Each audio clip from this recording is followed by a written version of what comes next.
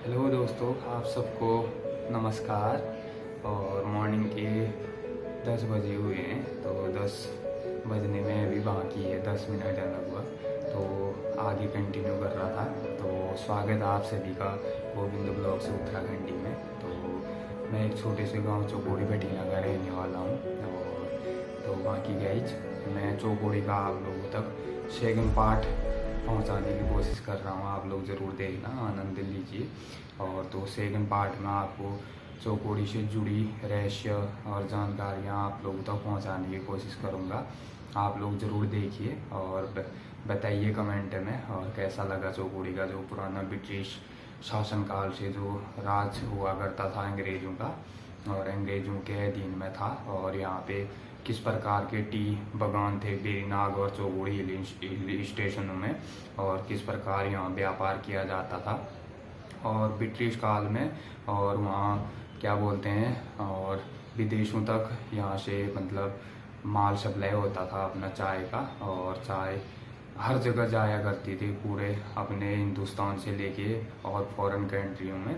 और अंग्रेज यहाँ से मतलब व्यापार किया करते थे और विदेशों में। तो वही रहस्य आप लोगों तक पहुंचाने की कोशिश कर रहा हूं। तो ये सेकंड पार्ट आएगा मेरा, और इसमें आप लोग ज़रूर देखना। और तो आप लोगों को अच्छा लगेगा और रहस्य भी जानना ज़रूरी है। और जो लोग जानते हैं उनको तो ठीक है, उनको तो पता है। और जो नए हैं और जिनको जानकारियाँ नहीं है, उनसे कहना चाहता हूँ आप लोग ज़रूर देखना कैसी खूबसूरती थी यहाँ की और कैसी अदाएँ थी और चौकोड़ी हिल स्टेशन भी। तो चौगोड़ी हिल स्टेशन के लिए आने का रास्ता हल्द्वानी से सीधे आप आओगे तो हल्द्वानी होते हुए सीधे और गर्म पानी और अल्मोड़ा होते हुए, अल्मोड़ा से सीधे बाईपास आते हुए और दारा नौदे के रास्ते से भी आप आ सकते हो। और सीधे मार्केट से भी आ सकते हो आप लोग। तो फिर सीधे आप लोग पाड़े छीना और धौल छीना सेरा घाट, और फिर उसके बाद सेरा घाट के बाद गणाई, फिर बेरीनाग आएगा जो बेरीनाग का मेन और फर्स्ट हिल स्टेशन आता है। फिर उसके बाद सीधे आप आओगे उडेरी बैंड, उडेरी बैंड से आपको और एक पिथौरागढ़ थल के लिए जाएगी, और एक चौकोड़ी हिल स्टेशन के लिए रास्ता आता है बागेश्वर आगे। जो मेन कोटपिन्या पड़ाव पड़ता है मेन स्टेशन, वहाँ से आपको और एक तो मुंशियारी जाने के लिए होगा, एक धर्मगढ़ और बागेश्वर वहाँ से भी जा सकते हैं। और एक आगे नीचे साइड से और आप जा सकते हैं बागेश्वर के लिए और हल्द्वानी के लिए। और तो बाकी उससे पीछे जो होता है 2-3 किलोमीटर बैक में और चौगोड़ी हिल स्टेशन आता है, वहाँ जो था और बहुत बड़ा व्यापार हुआ करता था अंग्रेज़ों के समय में और ब्रिटिश काल के समय में। और फिर उसके बाद जो ब्रिटिश लोग चले गए, तो फिर उसके बाद राजा महाराजा लोग जो दान सिंह, मोहन सिंह और पुष्कर सिंह बिष्ट जी थे, उनके अधीन में वो कार्य हुआ करता था।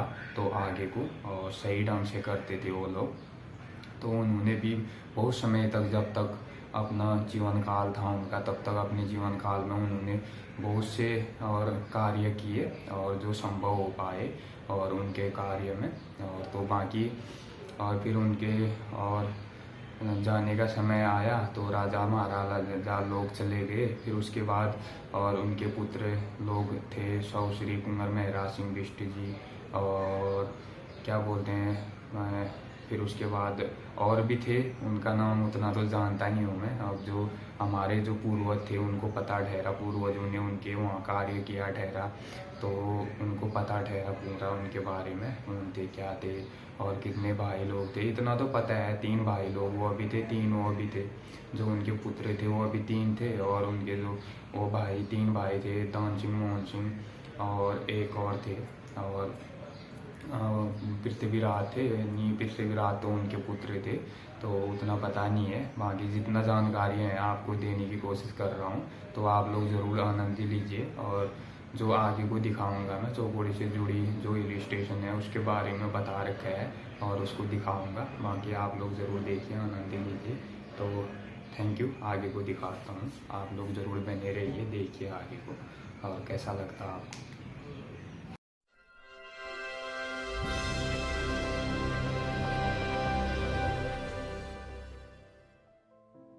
पिथौरागढ़ जनपद में बेरीनाग तथा चौकौरी हिल स्टेशनों के आसपास आजादी से पूर्व ही चाय की खेती की जाती रही है।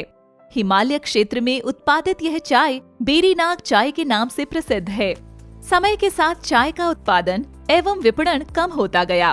बेरीनाग चाय को पुनः इसकी पहचान दिलाने के लिए और स्थानीय लोगों को रोजगार आदि से जोड़ने के लिए विनोद कार्की ने उत्तराखंड चाय बोर्ड से संपर्क किया। टी बोर्ड ऑफ इंडिया का पहला लाइसेंस मिला है जो हमारी फैक्ट्री को लाइसेंस मिला। हमारा अरोमा एंड कलर है, ये काफ़ी फेमस है और ब्रिटिश टाइम में ये लंदन के वेयर हाउसेस में चाय जाती थी। बेरीनाग चाय अपने औषधीय और हर्बल गुणों के लिए पूर्व में प्रसिद्ध रही है। हिमालय क्षेत्रों में चाय पर्यटन को बढ़ावा देते हुए बेरीनाग चाय को एक ब्रांड के रूप में विकसित किया जा रहा है।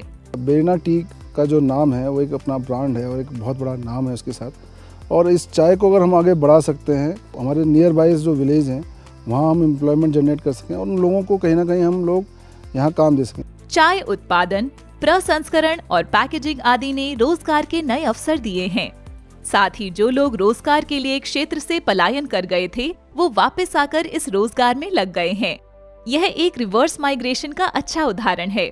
और हमारा गार्डन में अच्छी काम है। यहाँ घर के नज़दीक ही हम लोग काम मिल रहा है और उसके बाद हम बहुत खुश हैं। और वहाँ जाके हमारा ज़्यादा खर्चा होता था। बड़े पैमाने पर बाजार की मांगों को पूरा करने के लिए छोटे किसानों को एक साथ लाना है। और कोऑपरेटिव का फॉर्म करने का इसलिए भी जरूरी कि चाय की खेती इंडिविजुअल आदमी यहाँ नहीं कर सकता है। आज की तारीख में हम देखें छोटे छोटे फार्मर्स के साथ मिलकर हम लोगों ने एक ग्रुप बनाया है और भविष्य में हम और ग्रुप्स बढ़ाकर इसको जो है अपनी चाय को और तेजी से जो है मार्केट में लेके आएंगे। बेरीनाग चाय उत्पादकों द्वारा सहकारी समिति बनाकर किसानों को आर्थिक विकास प्रदान कर SDG 8 को आगे बढ़ाने का काम किया है।